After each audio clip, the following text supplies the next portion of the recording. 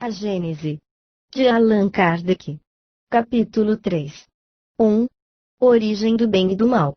Sendo Deus o princípio de todas as coisas e sendo todo sabedoria, todo bondade, todo justiça, tudo o que dele procede há de participar dos seus atributos, porquanto o que é infinitamente sábio, justo e bom nada pode produzir que seja ininteligente, mal e injusto.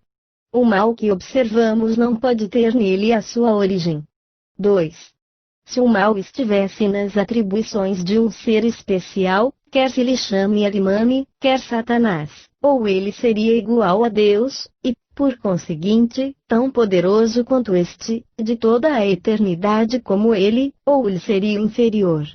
No primeiro caso, haveria duas potências rivais, incessantemente em luta, procurando cada uma desfazer o que fizesse a outra, contrariando-se mutuamente, hipótese esta inconciliável com a unidade de vistas que se revela na estrutura do universo. No segundo caso, sendo inferior a Deus, aquele ser lhe estaria subordinado. Não podendo existir de toda a eternidade como Deus, sem ser igual a este, teria tido um começo. Se fora criado, só o poderia ter sido por Deus, que, então, houvera criado o espírito do mal, o que implicaria negação da bondade infinita, veja-se, o céu e o inferno, capítulo 9, os demônios. 3. Entretanto, o mal existe e tem uma causa. Os males de toda a espécie, físicos ou morais, que afligem a humanidade, formam duas categorias que importa distinguir, a dos males que o homem pode evitar e a dos que lhe independem da vontade. Entre os últimos, cumpre-se incluam os flagelos naturais. O homem, cujas faculdades são restritas, não pode penetrar, nem abarcar o conjunto dos desígnios do Criador, aprecia as coisas do ponto de vista da sua personalidade, dos interesses factícios e convencionais que criou para si mesmo e que não se compreendem na ordem da natureza. Por isso é que, muitas vezes, se lhe afigura mal e injusto aquilo que consideraria justo e admirável, se lhe conhecesse a causa, o objetivo, o resultado definitivo. Pesquisando a razão de ser e a utilidade de cada coisa, verificará que tudo traz o sinete da sabedoria infinita e se dobrará a essa sabedoria, mesmo com relação ao que lhe não seja compreensível. 4. O homem recebeu em partilha uma inteligência com cujo auxílio lhe é possível conjurar, ou, pelo menos, atenuar os efeitos de todos os flagelos naturais. Quanto mais saber ele adquire, mais se adianta em civilização, tanto menos desastrosos se tornam os flagelos. Com uma organização sábia e previdente, chegará mesmo a lhes neutralizar as consequências, quando não possam ser inteiramente evitados. Assim, com referência, até, aos flagelos que têm certa utilidade para a ordem geral da natureza e para o futuro, mas que, no presente, causam danos, facultou Deus ao homem os meios de lhes paralisar os efeitos. Assim é que ele saneia as regiões insalubres, imuniza contra os miasmas pestíferos, fertiliza terras áridas e se industria em preservá-las das inundações, constrói habitações mais salubres, mais sólidas para resistirem aos ventos tão necessários à purificação da atmosfera e se coloca ao abrigo das intempéries. É assim, finalmente, que, pouco a pouco, a necessidade lhe fez criar as ciências, por meio das quais melhora as condições de habitabilidade do globo e aumenta o seu próprio bem-estar. 5. Tendo o homem que progredir, os males a que se acha exposto são um estimulante para o exercício da sua inteligência, de todas as suas faculdades físicas e morais, incitando a procurar os meios de evitá-los. Se ele nada houvesse de temer, nenhuma necessidade induziria a procurar o melhor, o espírito se lhe entorpeceria na inatividade, nada inventaria, nem descobriria. A dor é o aguilhão que o impede para a frente, na senda do progresso. 6. Porém, os males mais numerosos são os que o homem cria pelos seus vícios, os que provêm do seu orgulho, do seu egoísmo, da sua ambição, da sua cupidez, de seus excessos em tudo. Aí é causa das guerras e das calamidades que estas acarretam, das dissensões, das injustiças, da opressão do fraco pelo forte, da maior parte, afinal, das enfermidades. Deus promulgou leis plenas de sabedoria, tendo por único objetivo o bem.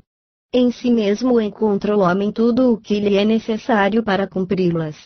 A consciência lhe traça a rota, a lei divina lhe está gravada no coração e, ao demais, Deus lhe a lembra constantemente por intermédio de seus messias e profetas, de todos os espíritos encarnados que trazem a missão de esclarecer, moralizar e melhorar e, nestes últimos tempos, pela multidão dos espíritos desencarnados que se manifestam em toda parte. Se o homem se conformasse rigorosamente com as leis divinas, não há duvidar de que se pouparia aos mais agudos males e viveria ditoso na terra. Se assim procede, é por virtude do seu livre-arbítrio, sofre então as consequências do seu proceder. O Evangelho segundo o Espiritismo, capítulo 5, números 4, 5, 6 e seguintes. 7. Entretanto, Deus, todo bondade, pôs o remédio ao lado do mal, isto é, faz que do próprio mal saia o remédio. Um momento chega em que o excesso do mal moral se torna intolerável e impõe ao homem a necessidade de mudar de vida. Instruído pela experiência, ele se sente compelido a procurar no bem o remédio, sempre por efeito do seu livre-arbítrio. Quando toma o melhor caminho, é por sua vontade e porque reconheceu os inconvenientes do outro. A necessidade, pois, o constrange a melhorar-se moralmente, para ser mais feliz, do mesmo modo que o constrangeu a melhorar as condições materiais da sua existência. Número 5. 8. Pode dizer-se que o mal é a ausência do bem, como o frio é a ausência do calor. Assim como o frio não é um fluido especial, também o mal não é atributo distinto, um é o negativo do outro. Onde não existe o bem, forçosamente existe o mal. Não praticar o mal, já é um princípio do bem. Deus somente quer o bem, só do homem procede o mal. Se na criação houvesse um ser preposto ao mal, ninguém o poderia evitar, mas, tendo o homem a causa do mal em si mesmo, tendo simultaneamente o livre-arbítrio por guia as leis divinas, evitá-lo-á sempre que o queira. Tomemos para termo de comparação um fato vulgar. Sabe um proprietário que nos confins de suas terras há um lugar perigoso, onde poderia perecer ou ferir-se quem por lá se aventurasse? Que faz, a fim de prevenir os acidentes? Manda colocar perto um aviso, tornando defeso ou transeunte ir mais longe, por motivo do perigo. Aí está a lei, que é sábia e previdente. Se, apesar de tudo, um imprudente desatende o aviso, vai além do ponto onde este se encontra e sai-se mal, de quem se pode ele queixar, senão de si próprio? Outro tanto se dá com o mal, evitá-lo-ia o homem, se cumprisse as leis divinas. Por exemplo, Deus pôs limite à satisfação das necessidades, desse limite a saciedade adverte o homem, se este o ultrapassa, falo voluntariamente. As doenças, as enfermidades, a morte, que daí podem resultar, provém da sua imprevidência, não de Deus. 9. Decorrendo, o mal, das imperfeições do homem e tendo sido este criado por Deus, dir-se-á, Deus não deixa de ter criado, senão o mal, pelo menos, a causa do mal, se houvesse criado perfeito o homem, o mal não existiria. Se fora criado perfeito, o homem fatalmente penderia para o bem. Ora, em virtude do seu livre-arbítrio, ele não pende fatalmente nem para o bem, nem para o mal. Quis Deus que ele ficasse sujeito à lei do progresso e que o progresso resulte do seu trabalho, a fim de que ele pertença ao fruto deste, da mesma maneira que lhe cabe a responsabilidade do mal que por sua vontade pratique. A questão, pois, consiste em saber-se qual é, no homem, a origem da sua propensão para o mal. 1. Início da nota da editora. 1. O erro está em pretender-se que a alma haja saído perfeita das mãos do Criador, quando este, ao contrário, quis que a perfeição resulte da depuração gradual do espírito e seja obra sua. Ouve Deus por bem que a alma, dotada de livre-arbítrio, pudesse optar entre o bem e o mal, chegasse às suas finalidades últimas de forma militante e resistindo ao mal. Se houvera criado a alma tão perfeita quanto ele, ao sair-lhe ela das mãos, a houvesse associado à sua beatitude eterna, Deus tê-la-ia feito, não à sua imagem, mas semelhante a si próprio. Bonamy, A Razão do Espiritismo, capítulo 6. Fim da nota da editora. 10. Estudando-se todas as paixões e, mesmo, todos os vícios, vê-se que as raízes de umas e outros se acham no instinto de conservação, instinto que se encontra em toda a pujança nos animais e nos seres primitivos mais próximos da animalidade, nos quais ele exclusivamente domina, sem o contrapeso do senso moral, por não ter ainda o ser nascido para a vida intelectual. O instinto se enfraquece, à medida que a inteligência se desenvolve, porque esta domina a matéria. O espírito tem por destino a vida espiritual, porém, nas primeiras fases da sua existência corpórea, somente as exigências materiais lhe cumpre satisfazer e, para tal, o exercício das paixões constitui uma necessidade para o efeito da conservação da espécie e dos indivíduos, materialmente falando. Mas, uma vez saído desse período, outras necessidades se lhe apresentam, a princípio semimorais e semimateriais, depois exclusivamente morais. É então que o espírito exerce domínio sobre a matéria, sacode-lhe o jugo, avança pela senda providencial que se lhe acha traçada e se aproxima do seu destino final. Se, ao contrário, ele se deixa dominar pela matéria, atrasa-se e se identifica com o bruto. Nessa situação, o que era outrora um bem, porque era uma necessidade da sua natureza, transforma-se num mal, não só porque já não constitui uma necessidade, como porque se torna prejudicial à espiritualização do ser. Muita coisa, que é qualidade na criança, torna-se defeito no adulto. O mal é, pois, relativo e a responsabilidade é proporcionada ao grau de adiantamento. Todas as paixões têm, portanto, uma utilidade providencial, visto o que, a não ser assim, Deus teria feito coisas inúteis e, até, nocivas. No abuso é que reside o mal e o homem abusa em virtude do seu livre-arbítrio. Mais tarde, esclarecido pelo seu próprio interesse, livremente escolhe entre o bem e o mal. 11. O instinto e a inteligência. Qual a diferença entre o instinto e a inteligência? Onde acaba um e o outro começa? Será o instinto uma inteligência rudimentar, ou será uma faculdade distinta, um atributo exclusivo da matéria? O instinto é a força oculta que solicita aos seres orgânicos atos espontâneos e involuntários, tendo em vista a conservação deles. Nos atos instintivos não há reflexão, nem combinação, nem premeditação. É assim que a planta procura o ar, se volta para a luz, dirige suas raízes para a água e para a terra nutriente, que a flor se abre e fecha alternativamente, conforme se lhe faz necessário, que as plantas trepadeiras se enroscam em torno daquilo que lhe serve de apoio, ou se lhe agarram com as gavinhas. É pelo instinto que os animais são avisados do que lhes convém ou prejudica, que buscam, conforme a estação, os climas propícios, que constroem, sem ensino prévio, com mais ou menos arte, segundo as espécies, leitos macios e abrigos para suas progênies, armadilhas para apanhar a presa de que se nutrem, que manejam distramente as armas ofensivas e defensivas de que são providos, que os sexos se aproximam, que a mãe choca os filhos e que estes procuram o seio materno.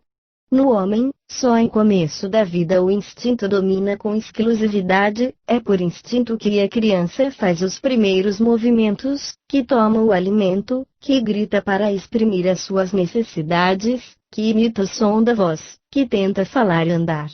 No próprio adulto, certos atos são instintivos, tais como os movimentos espontâneos para evitar um risco, para fugir a um perigo, para manter o equilíbrio do corpo, tais ainda o piscar das pálpebras para moderar o brilho da luz, o abrir maquinal da boca para respirar, etc. 12.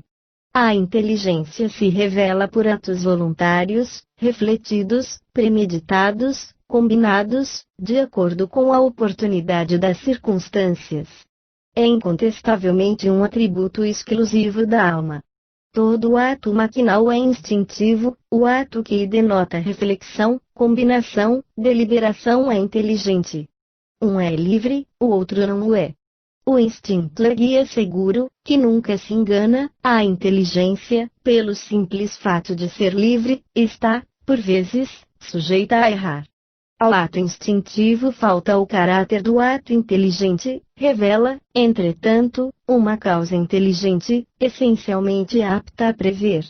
Se se admitir que o instinto procede da matéria, ter-se-á de admitir que a matéria é inteligente, até mesmo bem mais inteligente e previdente do que a alma, pois que o instinto não se engana, ao passo que a inteligência se equivoca. Se se considerar o instinto uma inteligência rudimentar, como se há de explicar que, em certos casos, seja superior à inteligência que raciocina? Como explicar que torne possível se executem atos que esta não pode realizar? Se ele é atributo de um princípio espiritual de especial natureza, qual vem a ser esse princípio? Pois que o instinto se apaga, dar-se-á que esse princípio se destrua. Se os animais são dotados apenas de instinto, não tem solução o destino deles e nenhuma compensação os seus sofrimentos, o que não estaria de acordo nem com a justiça, nem com a bondade de Deus. Capítulo 2, 19. 13. Segundo outros sistemas, o instinto e a inteligência procederiam de um único princípio. Chegado a certo grau de desenvolvimento, esse princípio, que primeiramente apenas tivera as qualidades do instinto, passaria por uma transformação que lhe daria as da inteligência livre. Se fosse assim, no homem inteligente que perde a razão e entra a ser guiado exclusivamente pelo instinto, a inteligência voltaria ao seu estado primitivo e, quando o homem recobrasse a razão, o instinto se tornaria inteligência e assim alternativamente, a cada acesso, o que não é admissível. Aliás, é frequente o instinto e a inteligência se revelarem simultaneamente no mesmo ato.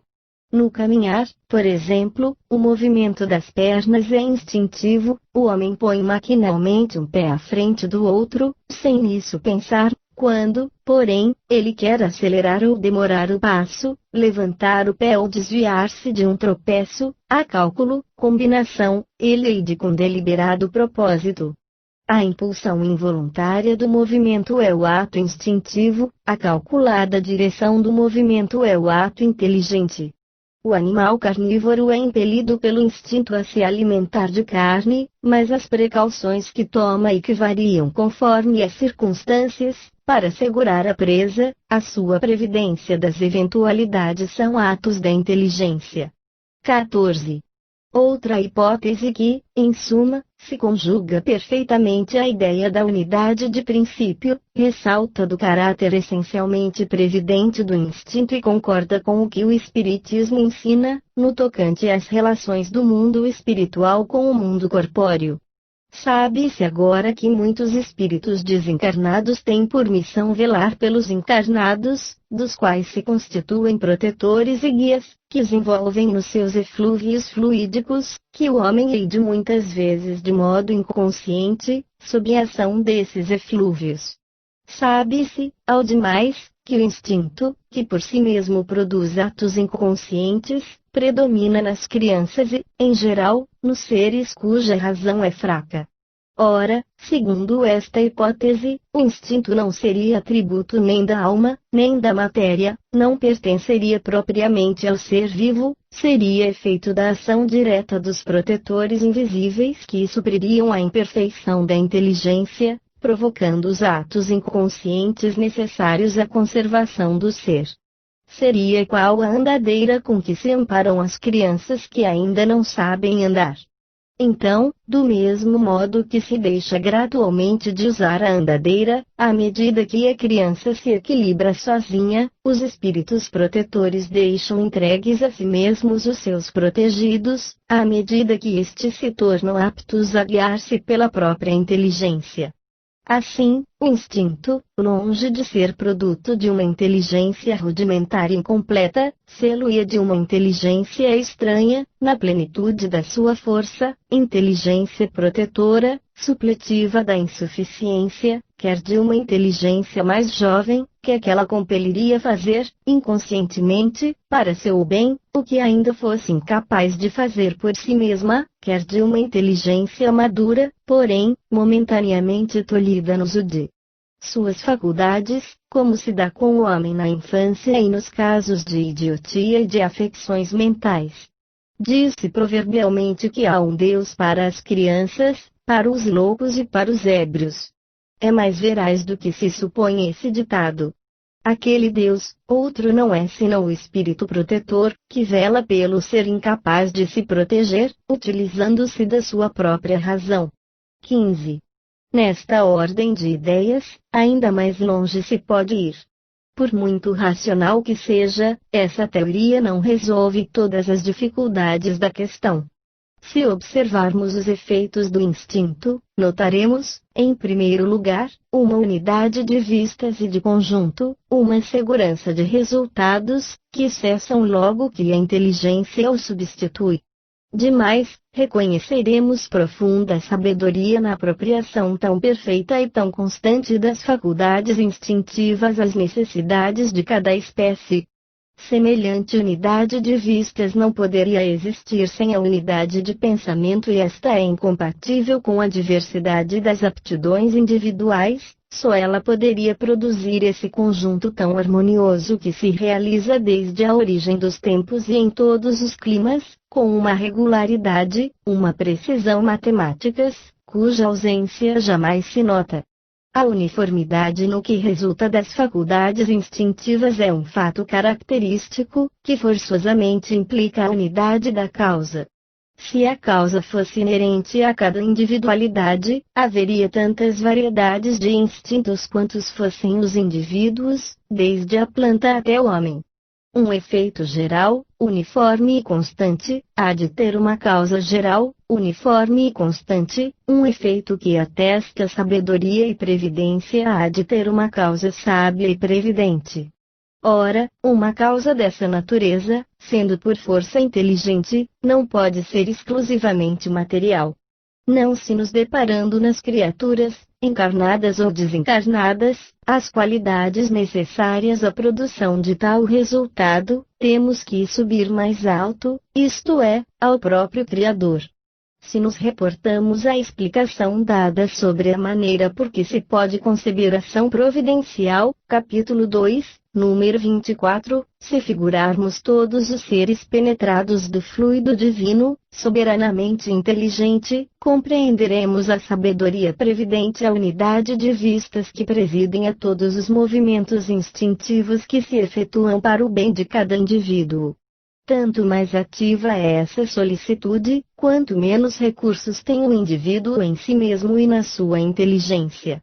Por isso é que ela se mostra maior e mais absoluta nos animais e nos seres inferiores, do que no homem. Segundo essa teoria, compreende-se que o instinto seja um guia seguro. O instinto materno, o mais nobre de todos, que o materialismo rebaixa ao nível das forças atrativas da matéria, fica realçado e enobrecido. Em razão das suas consequências, não devia ele ser entregue às eventualidades caprichosas da inteligência e do livre-arbítrio. Por intermédio da mãe, o próprio Deus vela pelas suas criaturas que nascem. 16. Esta teoria de nenhum modo anula o papel dos espíritos protetores, cujo concurso é fato observado e comprovado pela experiência, mas, deve-se notar que a ação desses espíritos é essencialmente individual, que se modifica segundo as qualidades próprias do protetor e do protegido e que em parte nenhuma apresenta a uniformidade e a generalidade do instinto. Deus, em sua sabedoria, conduz Ele próprio os cegos, porém confia a inteligências livres o cuidado de guiar os clarividentes, para deixar a cada um a responsabilidade de seus atos. A missão dos espíritos protetores constitui um dever que eles aceitam voluntariamente e lhes é um meio de se adiantarem, dependendo o adiantamento da forma por que o desempenhem. 17. Todas essas maneiras de considerar o instinto são forçosamente hipotéticas e nenhuma apresenta caráter seguro de autenticidade, para ser tida como solução definitiva. A questão, sem dúvida, será resolvida um dia, quando se houverem reunido os elementos de observação que ainda faltam. Até lá, temos que limitar-nos a submeter as diversas opiniões ao cadinho da razão e da lógica e esperar que a luz se faça. A solução que mais se aproxima da verdade será de certo a que melhor condiga com os atributos de Deus, isto é, com a bondade suprema e a suprema justiça. Capítulo 2, número 19. 18. Sendo o instinto o guia e as paixões as molas da alma no período inicial do seu desenvolvimento, por vezes aquele e esta se confundem nos efeitos. Há, contudo, entre esses dois princípios, diferenças que muito importa se considerem. O instinto é guia seguro, sempre bom. Pode, ao cabo de certo tempo, tornar-se inútil, porém nunca prejudicial. Enfraquece-se pela predominância da inteligência. As paixões, nas primeiras idades da alma, têm de comum com o instinto serem as criaturas solicitadas por uma força igualmente inconsciente. As paixões nascem principalmente das necessidades do corpo e dependem, mais do que o instinto, do organismo. O que, acima de tudo, as distingue do instinto é que são individuais e não produzem, como este último, efeitos gerais e uniformes, variam, ao contrário, de intensidade e de natureza, conforme os indivíduos. São úteis, como estimulante, até a eclosão do senso moral, que faz nascer de um ser passivo, um ser racional. Nesse momento, tornam-se não só inúteis, como nocivas ao progresso do espírito, cuja desmaterialização retardam. Abrandam-se com o desenvolvimento da razão. 19. O homem que só pelo instinto agisse constantemente poderia ser muito bom, mas conservaria adormecida a sua inteligência. Seria qual criança que não deixasse as andadeiras e não soubesse utilizar-se de seus membros. Aquele que não domina as suas paixões pode ser muito inteligente, porém, ao mesmo tempo, muito mau. O instinto se aniquila por si mesmo, as paixões somente pelo esforço da vontade podem domar-se. 20. Destruição dos seres vivos uns pelos outros. A destruição recíproca dos seres vivos é, dentre as leis da natureza, uma das que, à primeira vista, menos parecem conciliar-se com a bondade de Deus. Pergunta-se por que lhes criou ele a necessidade de mutuamente se destruírem, para se alimentarem uns à custa dos outros. Para quem apenas vê a matéria e restringe a vida presente e a sua visão, há disso, com efeito, parecer uma imperfeição na obra divina. É que, em geral, os homens apreciam a perfeição de Deus do ponto de vista humano, medindo-lhe a sabedoria pelo juízo que dela formam, pensam que Deus não poderia fazer coisa melhor do que eles próprios fariam. Não lhes permitindo a curta visão, de que dispõe, apreciar o conjunto, não compreendem que um bem real possa decorrer de um mal aparente. Só o conhecimento do princípio espiritual, considerado em sua verdadeira essência, e o da grande lei de unidade, que constitui a harmonia da criação, pode dar ao homem a chave desse mistério e mostrar-lhe a sabedoria providencial e harmonia, exatamente onde apenas vê uma anomalia e uma contradição. 21. A verdadeira vida, tanto do animal como do homem, não está no invólucro corporal, do mesmo que não está no vestuário. Está no princípio inteligente que preexiste e sobrevive ao corpo. Esse princípio necessita do corpo, para se desenvolver pelo trabalho que lhe cumpre realizar sobre a matéria bruta. O corpo se consome nesse trabalho, mas o espírito não se gasta, ao contrário, sai dele cada vez mais forte, mais lúcido e mais apartamento. O que importa, pois, que o espírito mude mais ou menos frequentemente de envoltório. Não deixa por isso de ser espírito. É precisamente como se um homem mudasse 100 vezes no ano as suas vestes. Não deixaria por isso de ser homem. Por meio do incessante espetáculo da destruição, ensina Deus aos homens o pouco caso que devem fazer do envoltório material. Ele suscita a ideia da vida espiritual, fazendo que a desejem como uma compensação. Objetar-se-á, não podia Deus chegar ao mesmo resultado por outros meios, sem constranger os seres vivos a se entredestruírem? Desde que na sua obra tudo é sabedoria, devemos supor que esta não existirá mais num ponto do que noutros. Se não o compreendemos assim, devemos atribuí-lo à nossa falta de adiantamento. Contudo, podemos tentar a pesquisa da razão do que nos pareça defeituoso, tomando por bússola este princípio: Deus há de ser infinitamente justo e sábio. Procuremos, portanto, em tudo, a sua justiça e a sua sabedoria e curvemo-nos diante do que ultrapasse o nosso entendimento. 22. Uma primeira utilidade, que se apresenta de tal destruição, utilidade, sem dúvida, puramente física, é esta: os corpos orgânicos só se conservam com o auxílio das matérias orgânicas, matérias que só elas contêm os elementos nutritivos necessários à transformação deles. Como instrumentos de ação para o princípio inteligente, precisando os corpos ser constantemente renovados, a providência faz que sirvam ao seu mútuo entretenimento. Eis porque os seres se nutrem uns dos outros.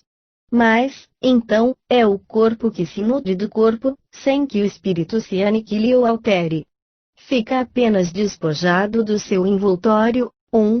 Início da nota da editora. Veja-se, Revue Spirit, agosto de 1864, página 241, Extinção das raças. Fim da nota da editora. 23. Há também considerações morais de ordem elevada. É necessária a luta para o desenvolvimento do espírito. Na luta é que ele exercita suas faculdades. O que ataca em busca do alimento e o que se defende para conservar a vida usam de habilidade e inteligência, aumentando, em consequência, suas forças intelectuais. Um dos dois sucumbe, mas, em realidade, que foi o que o mais forte ou o mais destro tirou ao mais fraco? A veste de carne, nada mais. Ulteriormente, o espírito, que não morreu, tomará outra.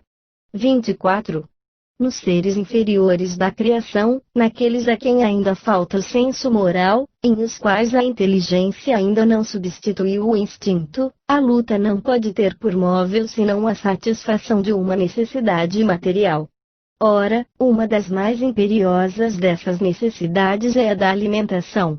Eles, pois, lutam unicamente para viver, isto é, para fazer ou defender uma presa, visto que nenhum móvel mais elevado os poderia estimular. É nesse primeiro período que a alma se elabora e ensaia para a vida. No homem, há um período de transição em que ele mal se distingue do bruto. Nas primeiras idades, domina o instinto animal e a luta ainda tem por móvel a satisfação das necessidades materiais. Mais tarde, contrabalançam-se o instinto animal e o sentimento moral, luta então o homem, não mais para se alimentar, porém, para satisfazer a sua ambição, ao seu orgulho, a necessidade, que experimenta, de dominar. Para isso, ainda lhe é preciso destruir. Todavia, à medida que o senso moral prepondera, desenvolve-se a sensibilidade, diminui a necessidade de destruir, acaba mesmo por desaparecer, por se tornar odiosa. O homem ganha horror ao sangue. Contudo, a luta é sempre necessária ao desenvolvimento do espírito, pois, mesmo chegando a esse ponto, que parece culminante, ele ainda está longe de ser perfeito. Só à custa de muita atividade adquire conhecimento, experiência e se despoja dos últimos vestígios da animalidade. Mas, nessa ocasião, a luta, de sangrenta e brutal que era, se torna puramente intelectual. O homem luta contra as dificuldades, não mais contra os seus semelhantes. 1. Início da nota da editora. 1. Sem prejulgar das consequências que se possam tirar desse princípio, apenas quisemos demonstrar, mediante essa explicação, que a destruição de uns seres vivos por outros em nada infirma a sabedoria divina e que, nas leis da natureza, tudo se encadeia. Esse encadeamento forçosamente se quebra, desde que se abstraia do princípio espiritual. Muitas questões permanecem insolúveis, por só se levar em conta a matéria. As doutrinas materialistas trazem em si o princípio de sua própria destruição. Tem contra si não só o antagonismo em que se acham com as aspirações da universalidade dos homens e suas consequências morais, que farão sejam elas repelidas como dissolventes da sociedade, mas também a necessidade que o homem experimenta de se inteirar de tudo o que resulta do progresso. O desenvolvimento intelectual conduz o homem à pesquisa das causas. Ora, por pouco que ele reflita, não tardará a reconhecer a impotência do materialismo para tudo explicar. Como é possível que doutrinas que não satisfazem ao coração, nem à razão, nem à inteligência, que deixam problemáticas as mais vitais questões, venham a prevalecer? O progresso das ideias matará o materialismo, como matou o fanatismo. Fim da nota da editora.